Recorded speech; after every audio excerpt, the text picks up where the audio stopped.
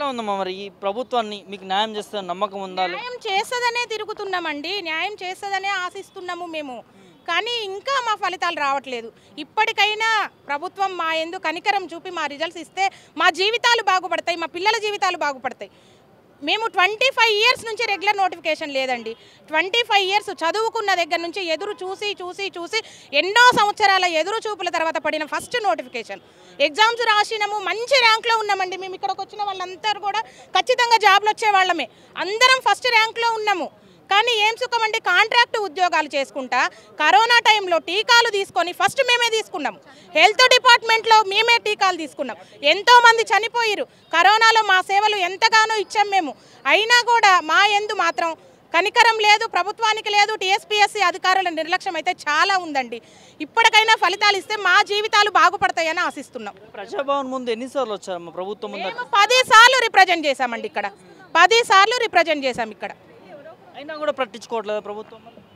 ప్రభుత్వం పట్టించుకుంటుంది, ప్రభుత్వం దృష్టికి మా సమస్య వెళ్ళట్లేదు అనేది మేము భావిస్తున్నాం. టీఎస్పీఎస్సీ నిర్లక్ష్యమే కారణం దీనికి. మళ్ళీ ఇంకో కొత్త చైర్మన్ తీసుకురావాలంటారు, ఏం చెప్తారు? చైర్మన్ని తీసుకురావడం అని కాదండి, అసలు ఎందుకు అక్కడ లేట్ అవుతుంది, అక్కడ ఎందుకు లేట్ అవుతుంది అనేది అర్థమవుతలేదు మాకు. మాకు మాకు కేవలం మాకు ఫైనల్ రిజల్ట్ కావాలండి, అంతే. మేము ఉద్యోగాలు చేసుకొని పిల్లల్ని చూసుకుంటా పోయి నైట్ 1 వరకు కూర్చొని చదువుకొని ఎగ్జామ్స్ రాస్తే మా ఫలితాల కోసం మేము తిరగాలండి?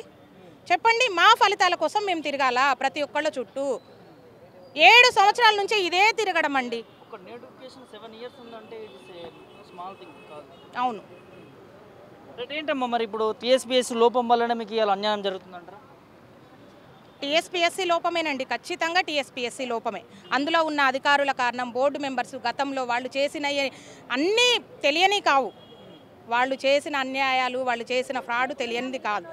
సరే, కొత్త చైర్మన్ వచ్చినాకైనా మా వెంటనే వస్తాయని మేము ఆశించినాం. కానీ మరి ఎందుకు లేట్ అవుతుంది అనేది మాకు అర్థం కావట్లేదు. ఓకే అమ్మా, మరి తర్వాత కార్యాచరణ ఏంటి? మీరు దాదాపు మాకు ఫలితాలు ఇచ్చే వరకు మేము ఇక్కడే కూర్చుంటామండి.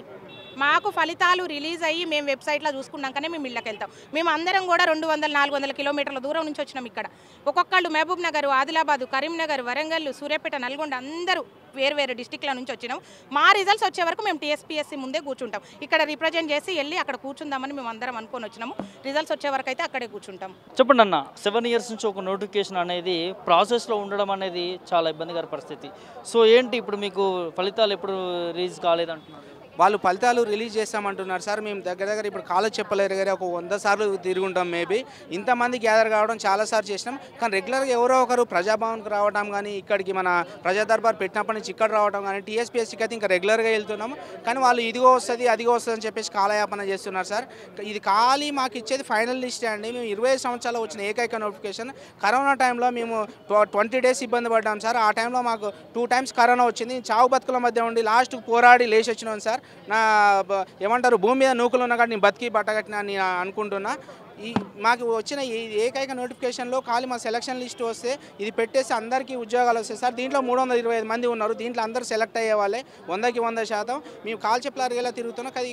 ఈ సెలక్షన్ లిస్ట్ పెట్టడం కోసం అందరు అధికారిని, ప్రతి ఒక్క అధికారిని, కనిపించిన ప్రతి ఒక్క అధికారిని కలవడం జరిగింది. ఇదిగో పెడతాం అదిగో పెడతామని తిప్పుతున్నారు సార్. దయచేసి ఇది రేవంత్ రెడ్డి గారు పిఏ దగ్గర కూడా తీసుకెళ్లడం జరిగింది. సీఎం గారు పిఏ దగ్గర తీసుకెళ్ళినా కూడా వారు కూడా ఒకటే మాట చెప్పిండ్రు. నాకు చెప్పినా సీఎం గారు చెప్పినా ఒకటే, మేము ఖచ్చితంగా మేము టీఎస్పీఎస్ వాళ్ళని అడిగి తెలుసుకొని మీకు 100% పెట్టిస్తామని చెప్పారు. కానీ ఇప్పటివరకు ఎలాంటి పెట్టలేదు సార్. ఇవి పెట్టకపోవడం వల్ల ఈరోజు ప్రజా దర్బారు ఉంది.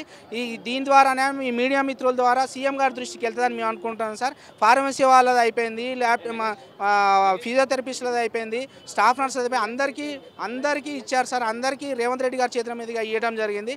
మాకు కూడా దయచేసి ఈ సెలక్షన్ లిస్ట్ పెట్టి మాకు ఇప్పుడైనా మీరు కనికరించి మాకు ఈ పోస్టులు ఇస్తారు, అందరికీ సెలక్షన్ లిస్ట్లో ఉన్న వాళ్ళందరికీ పోస్టులు ఇస్తారని మేము మీ మీడియా మిత్రుల ద్వారా మీ ద్వారా గవర్నమెంట్ సవినయంగా మేము విన్నవించుకుంటున్నాం సార్. కదండి, ఇక్కడ మీరు ప్రజాభవన్ ముందు దాదాపు రోజు ఎవరో ఒకరు వస్తున్నారు, సమస్యలు ప్రభుత్వం ముందు అర్జీలు పెట్టుకుంటున్నాం అంటున్నారు. దాదాపు ముఖ్యమంత్రి రేవంత్ రెడ్డి గారు పిఏకి కూడా మీరు వినిపించుకోవడం జరిగిందంటారు. అయినా కూడా పట్టించుకోపోవట్ల మీ స్పందన ఏంటి?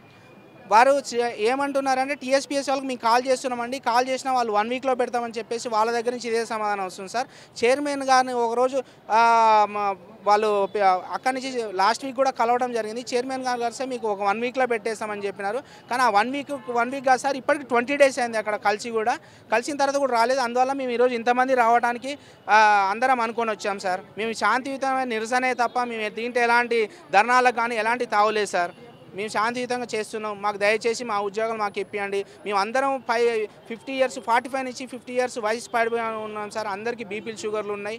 అందరూ రకరకాల రోగాలతో ఇబ్బందులు పడుతున్నాం. అందరూ దీంట్లో మన నైట్ డ్యూటీలని డే డ్యూటీలని చాలా షిఫ్ట్లు చేస్తున్నాం సార్. మా పిల్లల్ని మేము సరైన చదువు కూడా చదివించుకున్నాం సార్. ఇప్పుడు ప్రస్తుతం ఉన్న ఈ ఖర్చులకి మాకు వచ్చే జీతానికి ఎలాంటి సంబంధం లేదు సార్. నక్కకు నాగలోకానికి తేడా ఉన్నది. దయచేసి ఇప్పుడైనా ఇస్తే మేము చేసేది హార్డ్లీ ఒక 10-12 సంవత్సరాలు మేము రెగ్యులర్ జాబ్ చేసేది. మీ ద్వారా మీ మీడియా మిత్రుల ద్వారా దయచేసి మా యొక్క విన్నపాన్ని ముఖ్యమంత్రి దృష్టికి తీసుకెళ్తారని సవినయంగా వేడుకుంటున్నాం సార్. దాంతోపాటు 7 years వరకు అంటే దాదాపు మీకు తర్వాత ఏజ్ లిమిట్ కూడా ఉండకపోవచ్చు. ఉద్యోగం వచ్చిన తర్వాత కూడా తక్కువ ఏజ్ ఉంటుంది. సో తర్వాత నోటిఫికేషన్స్ కూడా మీరు వచ్చినా కూడా అప్లై చేసుకోకపోవచ్చు. సో ఎట్లా దీనిపైన సార్ ఇక మాకు ఇది ఏజ్ రిలాక్సేషన్ అనేది మొన్న వేయటం వల్ల మేము ఇది ఒక్క నోటిఫికేషన్ రాయటం జరిగింది సార్. ఈసారి వాళ్ళు ల్యాబ్ టెక్నీషియన్లు ఇచ్చినా మేము ఇక్కడ ఉన్నవారు ఎవరు మేము ఉద్యోగం రాసేదానికి అర్హులం కాదు. ఇక మీ అందరం మూకుమ్మడిగా ఆత్మహత్య చేసుకోవడమే సార్. మాకు ఎలాంటి దీంట్లో ఇబ్బందులు ఏమీ లేవు. ఇక్కడ ఎంతమంది అవుతున్నామో అందరూ సెలక్షన్లో వచ్చేవాళ్ళే. మేము అందరికీ ఏజ్ లిమిట్ కూడా అయిపోయింది. అందరూ వెళ్ళి మూకుమ్మడిగా ఆత్మహత్యలు చేసుకుంటారు సార్. మీ ద్వారా సీఎం గారి దృష్టికి తీసుకెళ్తారు సార్. చాలా పెద్ద మాట అన్నారు సార్. అది రాంగ్. ఆత్మహత్యలు చేసుకుంటామని కాదు, ప్రభుత్వం దిగొచ్చే వరకు కూడా మనం కొట్లాడే పరిస్థితి ఉంటుంది. సో ముఖ్యమంత్రి రేవంత్ రెడ్డి గారిని కలవడం ప్రయత్నం చేశారా వారి ఇంటికి కానీ ఫామ్ హౌస్ కానీ? మేము వాళ్ళ ఇంటి దగ్గర కూడా వెళ్ళడం జరిగింది సార్. వాళ్ళ పిఏ గారు కూడా నాకు ఇచ్చినా సార్కి ఇచ్చినా నాకే చెప్తారని చెప్పేసి సార్ అట్లా వాళ్ళ పిఏ గారు కూడా జయపాల్ రెడ్డి సార్ కూడా చెప్పడం జరిగింది. ఆ రోజు వెళ్ళొచ్చాము. ఆ రోజు కూడా టీఎస్పీఎస్సీ కాల్ చేస్తామన్నారు. కానీ మేము మాకు అదొక్కటే చేస్తున్నాం సార్. మాకు అంతకంటే మేము చేసేది గత్యంతరం లేదు సార్. ఈరోజు నైట్ ఉన్నా కూడా వాళ్ళు ఇచ్చే పరిస్థితిలో కూడా లేదు. ఏమైనా ఇదిగో చూడు అదిగో చూడు చేద్దాం చూద్దాం పరిశీలిద్దామని ఇదొక మాటే చెప్తున్నారు సార్ వాళ్ళు. రీసెంట్గా స్టాఫ్ నర్సులకి 7,000 పోస్టులు చూసాం భర్తీ చేయడం. సో మీరు ఆగిపోవడం ఎట్లా? టీఎస్పీఎస్సీలో లేదు, అది వాళ్ళది వేరే ఉంది. వాళ్ళది స్టాఫ్ నర్స్ వేరే రిక్రూట్మెంట్ ఉంది. టీఎస్పీఎస్సీ మాత్రమే ఆపుతున్నారు. రీసెంట్గా జరిగిన 22-22లో కూడా అయిన పోస్టులన్నీ కూడా లిస్టు కూడా వచ్చాయి. వాళ్ళకు కూడా జాబ్స్ వస్తున్నాయి. కానీ మాది 2017లో రాసిన ఎగ్జామ్స్ వాళ్ళే మాత్రం ఇంతవరకు రావట్లేదు. సో ఇప్పటికైనా ఒక కొలిక్ వచ్చిందా మీ నోటిఫికేషన్ సంబంధించి? ప్రొవిజనల్ లిస్ట్ ఒక్కటే పెట్టాలి, ఏం లేదు. అదే కొలిక్ ఫైనల్. ఇంకా పెట్టాలి, ఈరోజు పెట్టాలి, రేపు పెట్టాలి, అంతే. ఈరోజు పెట్టాలి అంతే. మాకు లిస్ట్ పెడితేనే మేము పోతాం ఇంటి నుంచి అనేది. ప్రొవిజనల్ లిస్టు సెలక్షన్ లిస్టు పెట్టాలని సెలక్షన్ లిస్టు పెట్టాలని మేము ఆశిస్తున్నాము. కానీ ఇది లిస్టు పెట్టకపోవడానికి కారణం ఓన్లీ టీఎస్పీఎస్సీ నిర్లక్ష్యం. వేరే ఇప్పుడు గురుకుల టీజీటీ పోస్టులు ఒకే రోజు 4,000 మందిని వెరిఫికేషన్ పిలిచి వాళ్ళు వెంటనే క్లియర్ చేస్తుర్రు. ఇప్పుడు మెడికల్ బోర్డు ఇట్లా స్టాఫ్ నర్సులను 7,000ను ఒక 10 రోజులలో క్లియర్ చేయగలిగారు. టీఎస్పీఎస్సీ ఇప్పటి వరకు కొత్త చైర్మన్ అయిన కానించి గిట్లా ఒక 100 మందికి గిట్లా పోస్టులు ఇవ్వలేదు. టీఎస్పీఎస్సీలో టెక్నికల్ టీం తక్కువ ఉందా, ఏ టీం తక్కువ ఉందో మాకు తెలియదు. అవసరమైతే వేరే కాంచి డిప్యుటేషన్ అయినా తీసుకొని మా పోస్టులను వెంటనే క్లియర్ చేయాలని మేము ఆశిస్తున్నాం. మాయే కాదు, వేరే నోటిఫికేషన్లు అన్నీ గిట్ట ఈ ఎలక్షన్ కోడ్ ముందే కంప్లీట్ చేయగలరని మేము ఆశిస్తున్నాం.